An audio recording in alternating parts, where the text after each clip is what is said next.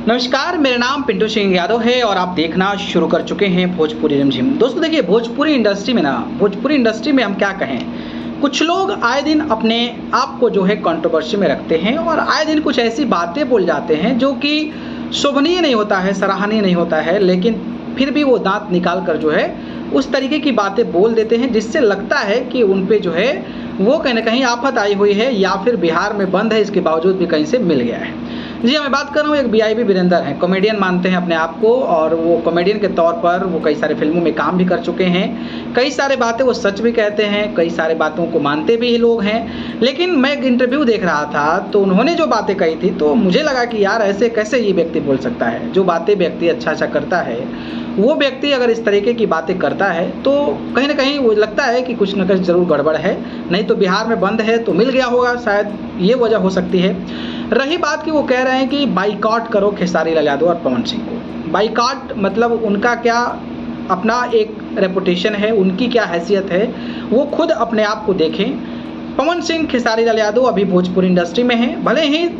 आए दिन कई सारी चीज़ें आती है सामने, कई सारी चीज़ें होती है जिसको नहीं किया जाना चाहिए, उस तरीके की हरकतें होती हैं इन दोनों कलाकारों के द्वारा। लेकिन अगर बाइकआउट कर दोगे तो भाई कौन बचेगा और कौन करेगा बाइकआउट खेसारी लाल यादव पवन सिंह को? पवन सिंह इतने बढ़िया शानदार कमाल के गायक हैं, उनको बाइकआउट कौन कर सकता है? उनके गाने लोगों को पसंद आते हैं, शादी विवाह में पवन सिंह के गाने बजे बिना वो शादी कंप्लीट नहीं होता है, उनको आप बाइकआउट कैसे कर सकते हैं? वही खेसारी लाल यादव की बात, खेसारी लाल यादव के भी कई सारे गाने,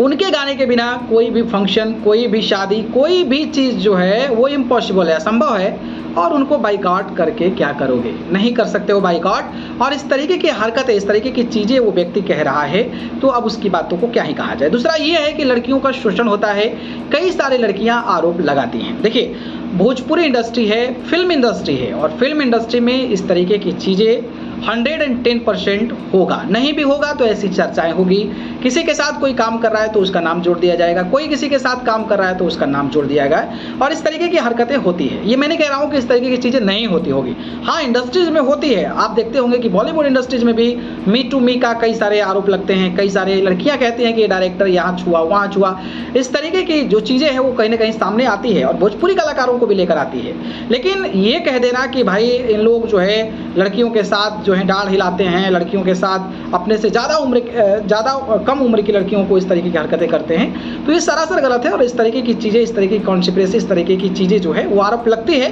हालांकि इस तरीके की चीज़ें बिल्कुल भी नहीं कहनी चाहिए। तीसरी चीज़ जो मुझे सबसे ज़्यादा खराब लगी और वो ये है कि मुकेश अंबानी के बेटे की शादी में पवन सिंह भी पहुंचे थे, खेसारी लाल यादव को पहुंचे हुए थे, लेकिन वो शख्स कह रहा है कि वो लोग वो सब जो है क्रोमा पर था, क्रोमा पर जो है वो सारी चीज़ें की गई थी। तो अब उस व्यक्ति को क्या ही समझाया जाए जिसके 4 आंख है, जहां पर नेशनल मीडिया, जहां पर पूरा का पूरा विधिवत बाकायदा लाइव स्ट्रीम हो रहा है, वो सारी चीज़ें को देश के बड़े बड़े प्रतिष्ठित चैनल चला रहे हैं और अगर इस तरीके की चीज़ों पर भी वो व्यक्ति उंगली उठाता है, आरोप लगाता है, तो शायद एज ज़्यादा हो गया हो सकता है कि कहीं ना कहीं जो आँखों की रोशनी है वो कमज़ोर पड़ गई हो। तो एक मोतियाबिंद का आजकल ऑपरेशन फ्री में भी चल रहा है, वो करा लेना चाहिए, क्योंकि अगर इस तरीके की चीज़ों पर भी आप ट्रस्ट नहीं करते हैं और अपनी चीज़ों को छोड़कर बयानबाजी बिना बेतुके तरीके से करते हैं, तो मुझे लगता है कि ये एक बहुत बड़ा सवाल भी है और ऐसे लोगों को तरकीब सिखाना भी चाहिए। बाकी आप लोग तैयार बैठे हैं, कमेंट बॉक्स में सुनाइए, बताइए क्या रियलिटी है, क्या सच्चाई है और क्या जो उन्होंने कहा है वो सच है, इस पर अपनी प्रतिक्रिया बताइए।